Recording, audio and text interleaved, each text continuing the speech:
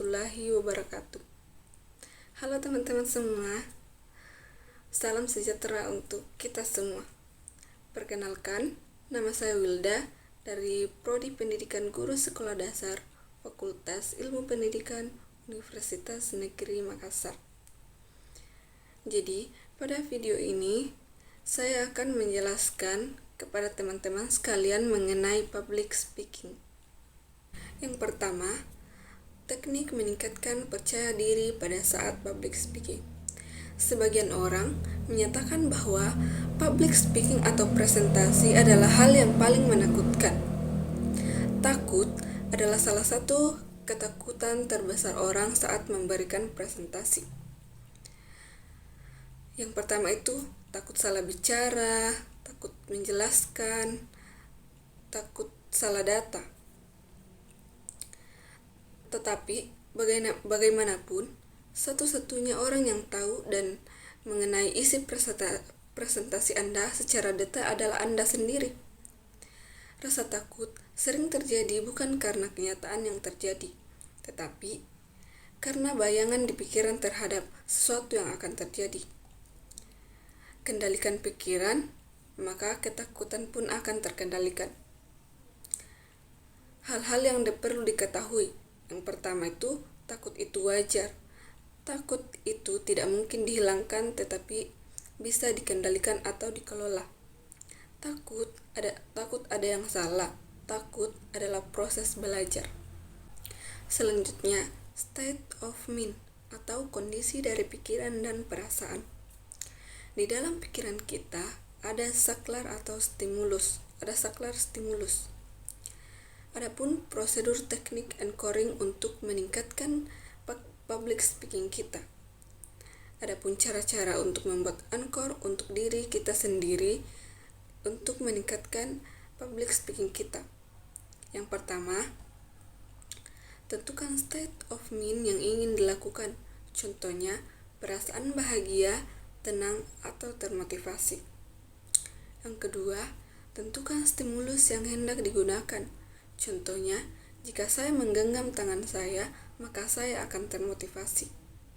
Yang ketiga, kembali mengingat pengalaman kita, di mana kita bisa merasakan state of mind tersebut. Yang keempat, akses seluruh modalitas pada pengalaman tersebut. Pada tahapan tersebut, kita rasakan seakan-akan kita mengalami kembali pengalaman tersebut. Kemudian yang kelima, diampliti atau diperkuat stage tersebut sampai mencapai puncak. Yang keenam, diankor dengan memberikan stimulus yang sudah ditentukan sebelumnya. Kemudian yang ketujuh, break state. Break state adalah melepaskan diri dari suatu state yang terjadi. Dapat dilakukan dengan melakukan perubahan secara drastis pada fisiologis, nafas, dan sebagainya.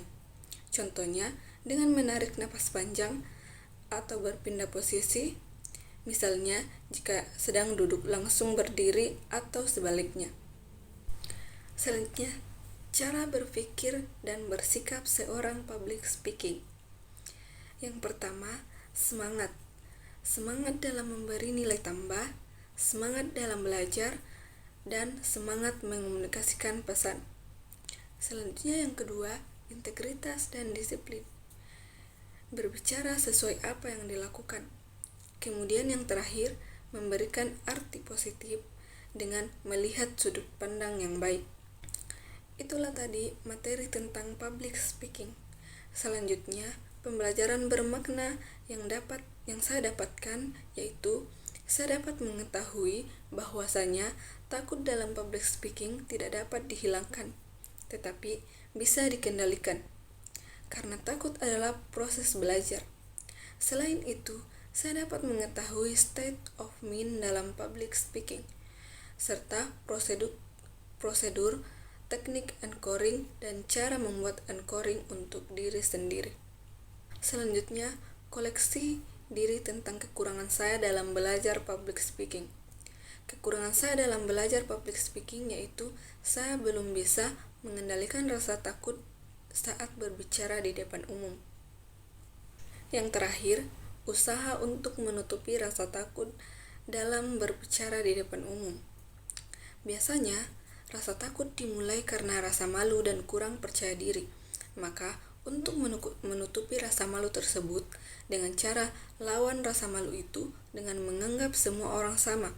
Dan sebelum tampil di depan banyak orang, kita perlu melatih diri kita untuk berbicara di depan sedikit orang. Nah, itulah tadi materi mengenai public speaking. Terima kasih atas segala perhatian. Mohon maaf atas segala kekurangan. Semoga dengan pembahasan kita kali ini yaitu mengenai public speaking dapat meningkatkan kepercayaan diri dan dapat meningkatkan kemampuan kita untuk berkomunikasi di depan banyak orang.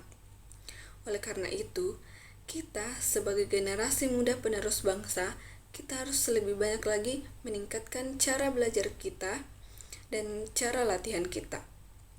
Belajar public speaking memang butuh waktu konsisten dan proses yang tidak sebentar. Tetapi, dengan cara terus belajar dan terus latihan, pelan-pelan kita pasti bisa. Inilah materi dari saya. Terakhir saya tutup dengan sebuah pantun. Kalau ada sungut di ladang, boleh kita numpang mandi. Kalau tidak ada di ladang, jangan sempat kita tak mandi. Kalau ada sungut di ladang, boleh kita numpang mandi. Kalau ada di lain kesempatan, boleh kita berjumpa lagi. Petir bukan sebarang petir. Petir menyambar rumah si gundul. Terima kasih sudah menonton. Wassalamualaikum warahmatullahi wabarakatuh.